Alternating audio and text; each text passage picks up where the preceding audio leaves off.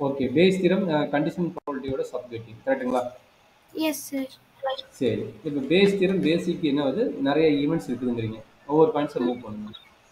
இந்த base so தியரத்துல ம். இப்போ வந்து அவங்க E1, E2 அப்படின்னு லைக் N நம்பர் ஆஃப் இவங்களெல்லாம் எடுத்துக்கிட்டோன்னா அவங்க எல்லாருமே வந்து மியூச்சுவலி எக்ஸ்க்ளூசிவ் அண்ட் எக்ஸாஸ்டிவ் ஈவெண்ட்ஸாக இருப்பாங்க வித் அப்படின்னு random experiment N X or Y இருப்பாங்க சார். ம். இப்போ வந்து அவங்களுக்கு ஃபார்முலா எப்படி இருப்பாங்கன்னா probability of EI divided by A, அதாவது இந்த EI அப்படிங்கிறதா வந்து அந்த ஈவெண்ட் சார். அந்த A அப்படிங்கிறது தான் வந்து அந்த அசோசியேட்டட் ஈவெண்ட் which is ம். equal to அந்த numerator probability of event into probability of reciprocal of the இவங்க A divided by E1 whole divided by summation of யார் யாரெல்லாம் இருக்காங்க அந்த E1, E2, E3, En வரைக்குமே நம்ம போகலாம் summation. So E1 probability of EI of probability A by Eன்னு இருப்பாங்க சார். ஸோ இவங்க தான் வந்து நம்மளுக்கான ஃபார்முலா. சரி. Mutually exclusive and exact event என்னதுங்க? Sir mutually exclusive like exact event. Union union அந்த மாதிரி. ஓகே. இப்போ அந்த மாதிரி எப்படி உங்ககிட்ட சொல்றது, இப்போ வந்து ஒரு ஒரு அந்த முக்கியமான ஈவெண்ட்ல இவங்க வந்து ஒரு சப் ஹெட்டிங் இப்படி பிரான்ச்சஸ் மாதிரின்னு வச்சுக்கலாம். இப்போ ஒரு ஏதாச்சும் ஐயோ அதை எப்படி எக்ஸ்பிளைன் பண்ணுறதுன்னு தெரியலையே. பத்து பேர் ரெஃபர் பண்ண ஒன்றும் பிரச்சனை இல்லையா? ரெஃபர் பண்ணுறதா? கான்செப்ட் சொல்லு டக்குனு. இருங்க இருங்க. இப்படி சார் அதை எப்படி சொல்றதுன்னு எனக்கு தெரியலையே. அது எப்படி மியூச்சுவல் எக்ஸ்க்ளூசிவ் அப்படின்னா? இருங்க ஒரு நிமிஷம். மியூச்சுவலி எக்ஸ்க்ளூசிவ் ஈவென்ட்னா ரெண்டு ஈவெண்ட் ஒரே டைம்ல நடக்காது. இது ஒரு டைம் நடக்கும். ஆமா சார். ஆமா, இவங்க ஒரு நேரத்துல நடப்பாங்க, இவங்க ஒரு நேரத்துல. அதாவது இப்போ அந்த நம்ம வென் டயகிராம் வரைவோம்ல சார், அப்ப வந்து ஏபின்னு எடுத்துக்கிட்டோம்னா அவங்க வந்து இன்டர்செக்ட் ஆக மாட்டாங்க. ஏன்னா அவங்க ரெண்டு பேருமே வந்து வேற வேற நேரத்துல வந்து நடப்பாங்க. அதுல சரி. சார் அப்ப எக்ஸாஸ்டிவ் ஈவென்ட் என்னது? எக்ஸாஸ்டிவ்னா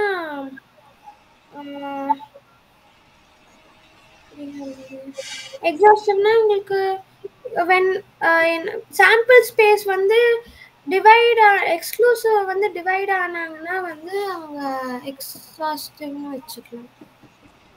ஓகே.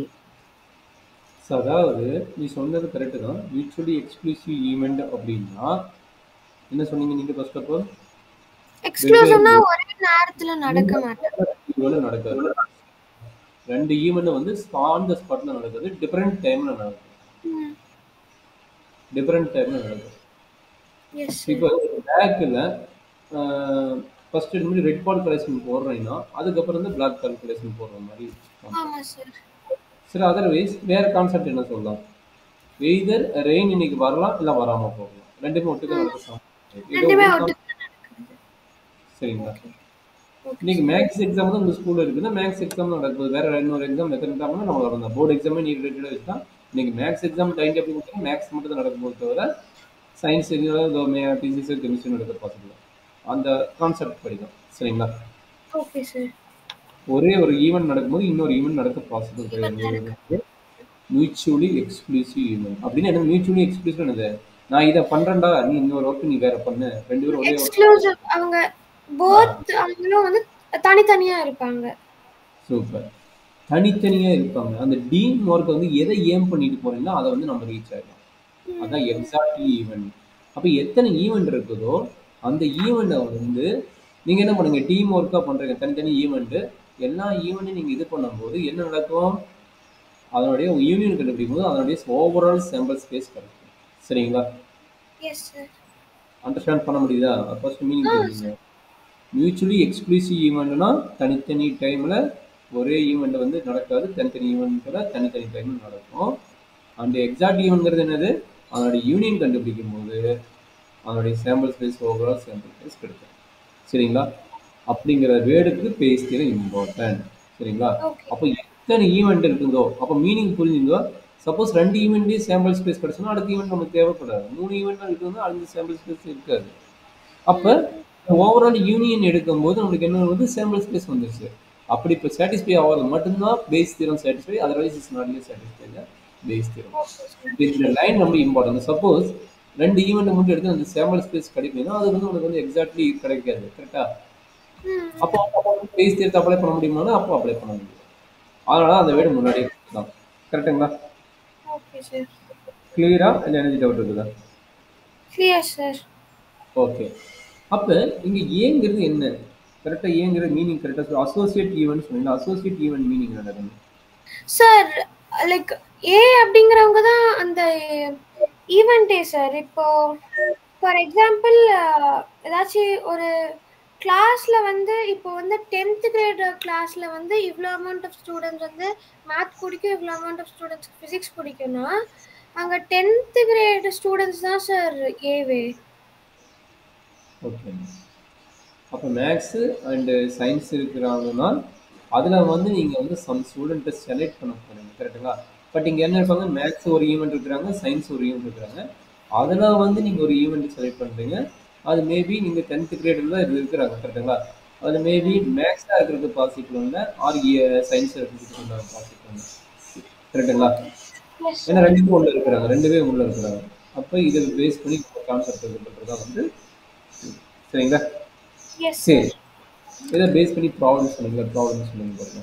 எந்த ப்ராப்ளம் எடுக்கிறீங்க அப்படியே சொல்லுங்க. அப்படி இது பண்ணுங்க. இல்லை நான் ஒரு ப்ராப்ளம் கொடுக்குறேன், அதுக்கு நீங்கள் வந்து எக்ஸ்பிளைன் பண்ண முடியுமா? நான் பண்ணுறேன் சார். சரி, ஒரு ப்ராப்ளம் கொடுக்குறேங்க. ஒரு bag contains. Okay, bag 1 bag 2 2 bag இருக்குது. Contains 5 green ball and 3 red ball.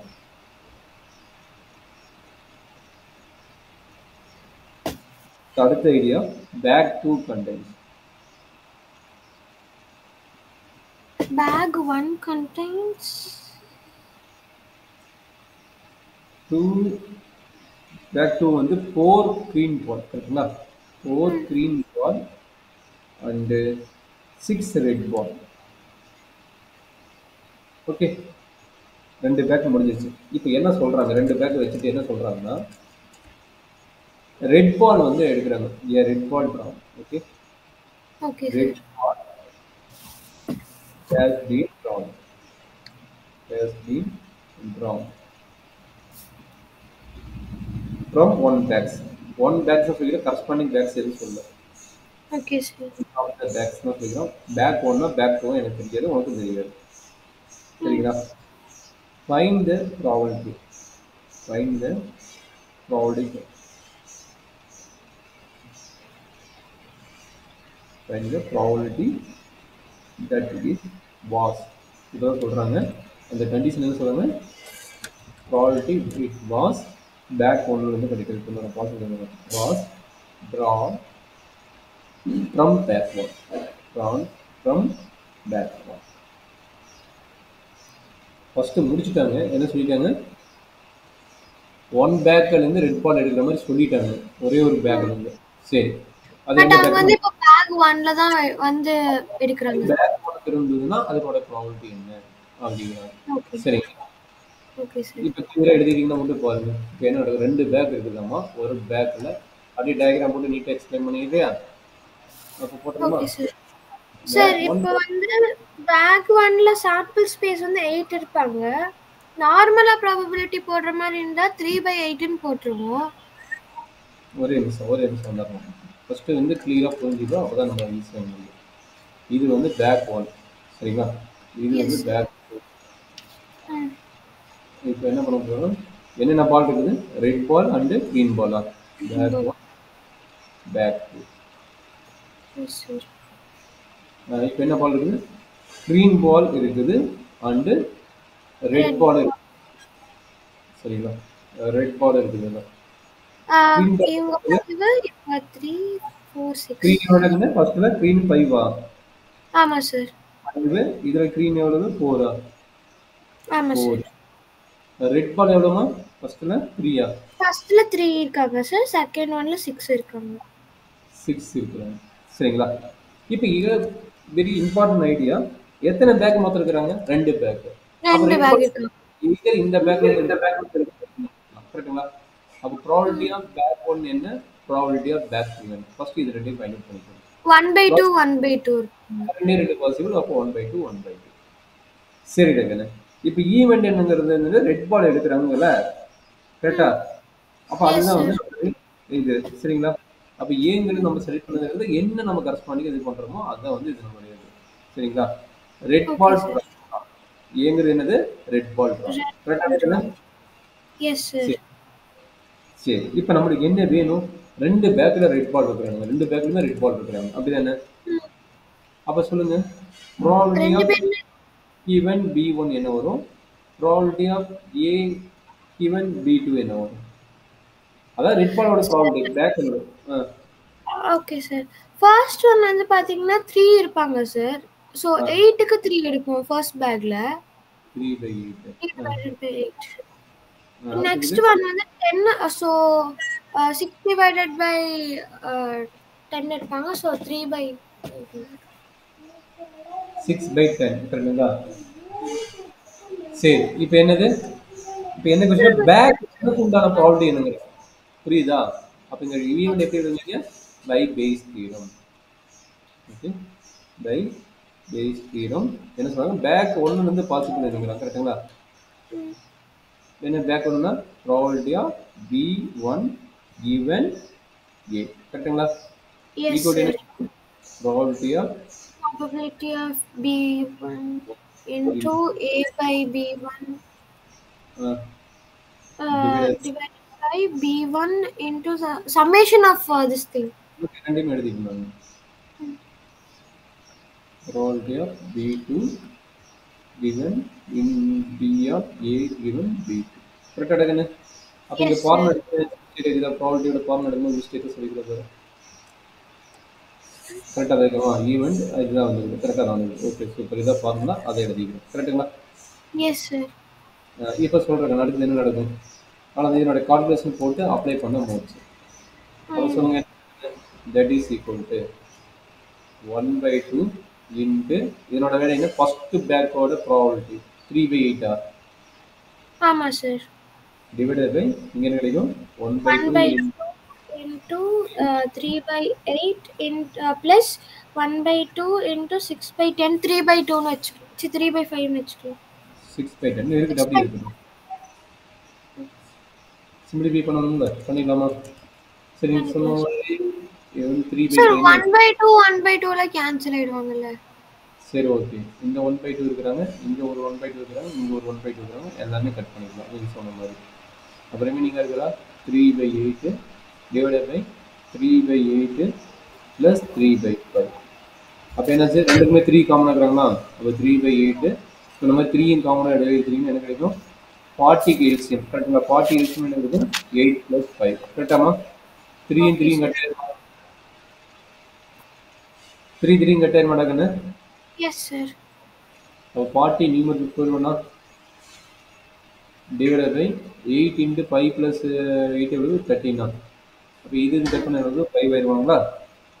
அப்போ 5 எவ்வளோ கிடைக்கிறாங்க, 5/13 இது வருது 5/, யாரு ப்ராபபிலிட்டி ஆஃப் பேக் 1 வந்து ரெட் பால் கிடைக்கிறதுக்கான பாசிபிள் வந்து 5/13. Okay sir. ஃபர்ஸ்ட் 2 பேக்ல ஒரு பேக் சூஸ் பண்ணிட்டு அந்த பேக்ல இருந்து ரெட் பால் சூஸ் பண்ணு. ஃபர்ஸ்ட் என்ன நடக்குதோ அவங்களுக்கு ப்ராபபிலிட்டி, மொத்தம் 2 பேக் இருக்கு, அவங்களுக்கு ப்ராபபிலிட்டி. அதுக்கப்புறம் என்ன கேஸ் சொல்றான், ஸ்பெசிஃபை ஒரு கேஸ் சொல்லுவான் பார்த்தியா, அவன் தான் என்ன சொல்றான், ரெட் பால்னு ஒரு இது சொல்லிட்டான். ரெட் பால் எங்க இருக்கும், ரெண்டுலையுமே இருக்கும் கரெக்டுங்களா. ரெட் பால் எனக்கும் ரெண்டுலையுமே இருக்கும். அப்போ ரெண்டுத்துக்கு உண்டான ப்ராபபிலிட்டி என்னன்னு கண்டுபிடிங்க. அவன் பர்டிகுலராக ஒன்று சொல்லியிருப்பான், பர்டிகுலர் எங்கே சொல்லிக்கிறான், பேக் 1 சொல்லிக்கிறான். அப்போ பேக் 1 பர்டிகுலராக சொல்லும்போது நம்ம என்ன பண்ண போகிறோம், மூவ்மெண்ட்டுக்குள்ள பேஸ் தியரம் மூவ் பண்ணிட்டு அந்த பர்டிகுலர் ரெட் பால் சொல்லிக்கிற பேக் 1 இல்லை, அப்போ பேக் 1க்கு உண்டான ரெட் பால் உண்டான பாசிபிள் என்ன அப்படிங்கிற உண்டான ப்ராபபிலிட்டியை நம்ம கண்டுபிடிக்கணும். இதுதான் பேசிக் ஆஃப் பேசிக் ப்ராப்ளம்.